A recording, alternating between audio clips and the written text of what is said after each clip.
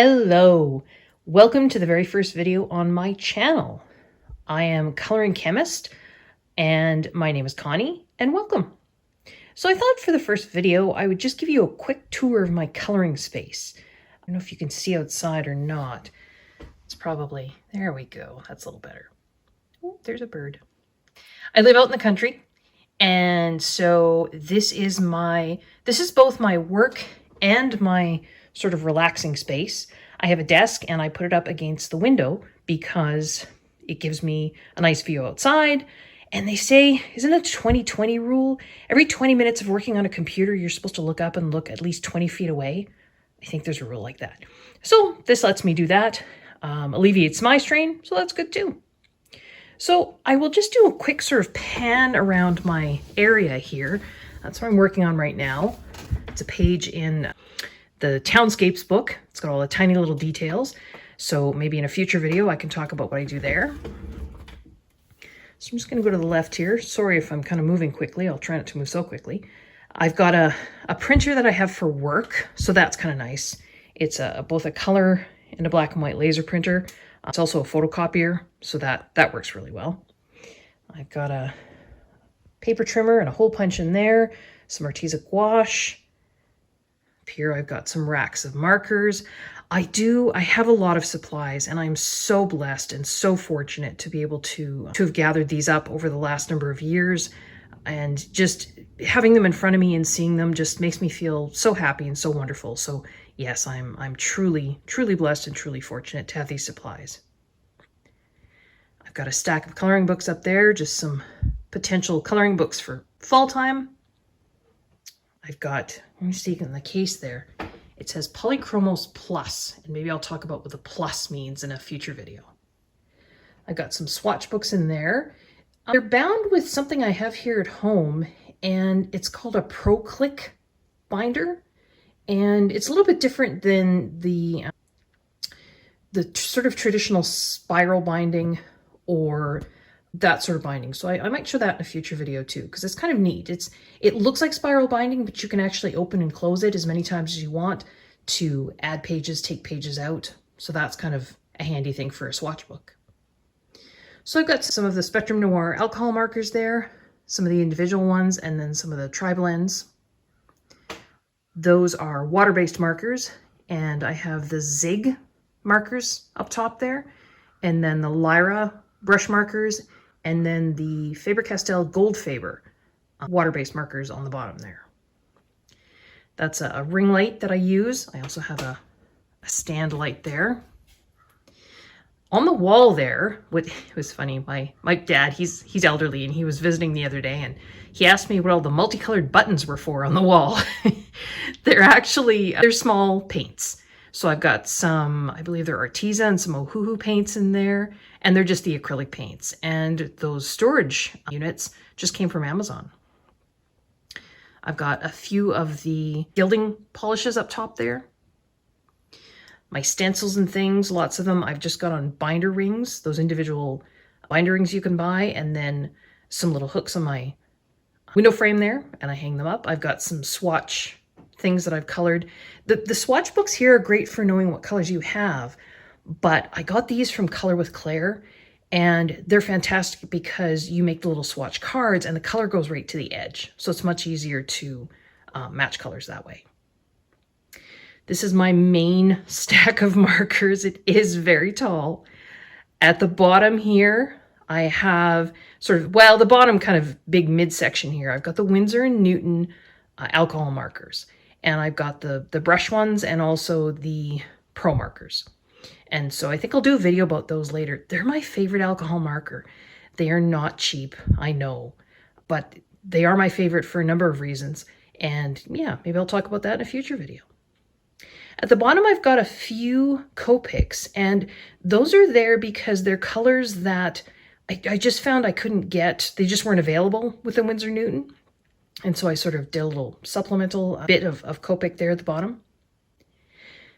At the top, I've got two different kinds of pigment markers. The ones at the very top are Stettler pigment markers. And then the ones right underneath that are I guess they're India ink. The Faber-Castell Pitt pens. Those are some of my favorite coloring tools. And I think I'll do some videos with those too, just because I don't see a lot of people coloring with them. And it's really, I know they're expensive, not refillable, but it's kind of, it's unfortunate that people don't use them more because they're really great for coloring, I find. We've got my little setup here. That funny looking thing with the circle in it is a cup warmer. And it was a Christmas present for my daughter one year. And it's fantastic. She just got it off of Amazon, I think. It's pressure sensitive. So if you have a cup of coffee, anything that's got any weight to it, if you put it on top, I'll just kind of zoom in a bit here maybe. I'll show you. I don't know if you can hear that little click. That's what turns it on, is weight or pressure. And then the circle is the heating element, and it keeps your tea or coffee warm, which is great because I'm infamous for making myself a cup of tea and then forgetting about it. And by the time I come back to it, it's cold. So that was a pretty great Christmas present for my daughter. There's a sort of a glass stand that I have kind of half on the desk and half on the windowsill, and that's where I have my laptop. And then I've got a stand or it's just sort of it's one of those really inexpensive, I'm not even sure it's wood. I mean, it feels like wood, but it's kind of almost like a really thin particle board. And I've got my gel pens in there that I use the most. So I have some jelly rolls in there, some Pentel, some ZSCM, I think that's the company, just some white pens in there as well. So I can go through all these things in more detail in a future video. Some paintbrushes there on the windowsill. It's my iced tea. Summertime, I tend to drink iced tea. Wintertime, I drink hot tea. That's unsweetened iced tea. It's tea powder from a company here in Canada. If anyone's interested, you can just shout out down in the comments below and I can send you a link, or I can give you a link to the company. It's wonderful because, like I say, it's unsweetened and it's instant. It's tea powder. So I don't have to brew tea to then make iced tea, which I do sometimes too because that's quite tasty. My Marjolaine Baston daily calendar on my desk. I love her art. And I do have, I'm just going to pan around slowly again. Hopefully no one's getting too ill. Up there, one of my books, I don't know if you can see it, it's got kind of the orange section on the spine to the right there. It's her Posh coloring book. And I'm trying to work up the courage to start in that book. For any of you that have that book and know that book, it's very intimidating. It has her artwork on the left-hand side of the page, and then the right-hand side is just a line art or a line work version of the piece of artwork. And I mean, she's such an amazing artist that, yeah, I'm scared to work in it, but I'm hopefully trying to gather up the courage. The little critters there in the corner are because I'm actually a chemistry teacher, and I teach online. I teach chemistry online.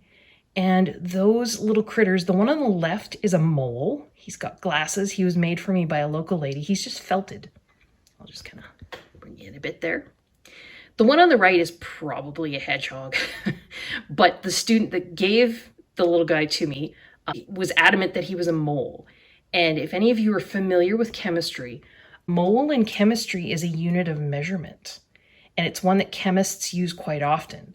And so that's why, there's that dual meaning there. You've got the mole, the critter, and the mole, the unit of measurement in chemistry. So that's why I have those little moles there. The thing in front of it is from Yankee Candle. It's just one of those gel warmers.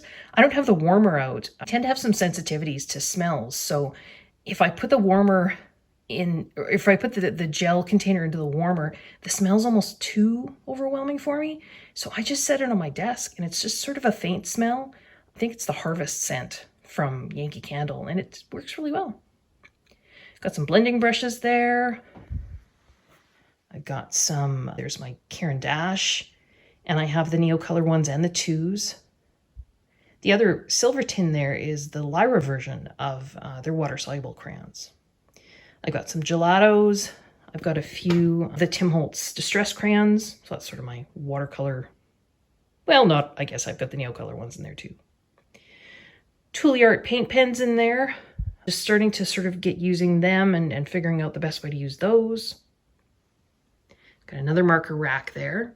So that is some Faber-Castell up top, the discontinued, I think they called them Big Brush Pitt pens. I'm really sad they discontinued them. Actually, there were some great colors there. I don't have all the colors. I wish I did. A few random markers in there. And then I've got the Albrecht Dürer watercolor markers. And then the things with the color caps on the ends, those are their new dual-ended Pitt pens. And the color caps on the end, I'm just going to reach in front. It's a jar, just a little mason jar for putting pens and things in when I'm working. Let's pull one out here. The caps are actually just black. And so what I did was I took, I think they're 1 inch, those sticker circles you can get in the stationery or office supply aisle of the store, and colored them with the pen and then glued them to the end of the cap, just because otherwise I was faced with a wall of black caps and I didn't know what was what. And because Pitt pen ink is supposed to be light fast, it's okay to do this. I tend to not want to do this with my alcohol markers just because, you know, alcohol ink isn't light fast, but the Pitt pen ink is supposed to be light fast. And it seems to have been so far, so that's good. I did it to a few of the Albrecht Dürers as well, but then I decided that the color of their plastic caps is actually pretty close, so I left the rest of those. On top, I've got some the King Art gel crayons.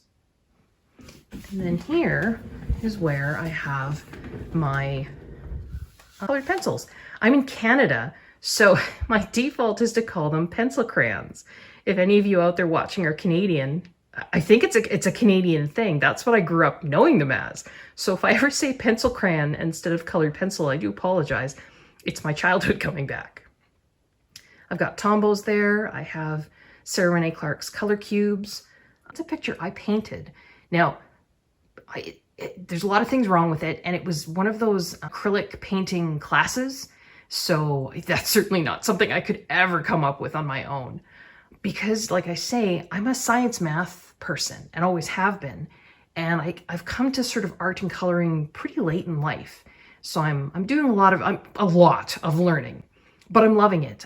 It makes my brain work in a much different way than it's used to working, and I think it's been a really good thing for me. A chunk of amethyst there I got from my grandfather. He worked in a mine way back when, an iron ore mine, and they used to bring up a lot of amethyst with the iron ore, and to them it was just junk, but he gave me that piece. So I've got some pencil crayons, colored pencils there, some more there. Got some coloring books down there. Oh, I should mention this drawer unit is from IKEA. It's quite small and the drawers are quite shallow, but it works really well for, pull this out, things like inks. Works really well for those.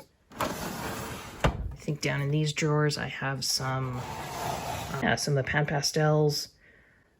I've got some other just sort of palette pastels in there as well.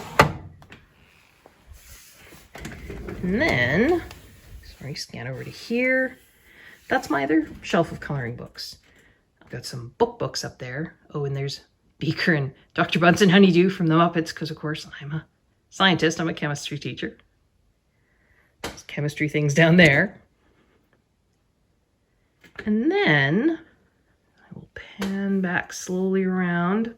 Sorry, trying not to make you too dizzy. I might edit this out in the final edit too, we'll see. Sorry if you can hear my chair rolling there. I've got a bookshelf that's actually facing the other way, sort of into my living room area. It's got just some spillover books there. There's some duplicate books. I've got a few pencil cases over there. You'll see Brutfuner, CA's, Castle Arts. Those are ones that I use less often. And then I've just got that blue thing down there. That's the binding, the ProClick tool. At the very bottom, I think, is music books. I play piano as well. So that is my coloring space. I hope everyone enjoyed that, and I will see you back for a future video. Maybe one of the first ones will be sort of what I've done so far in this pick, how I'm doing it. Maybe we can take a look at some pictures that I've colored already, and I might do some collection videos. All right, hope everyone is staying well, staying safe, and I'll talk to you soon. Bye.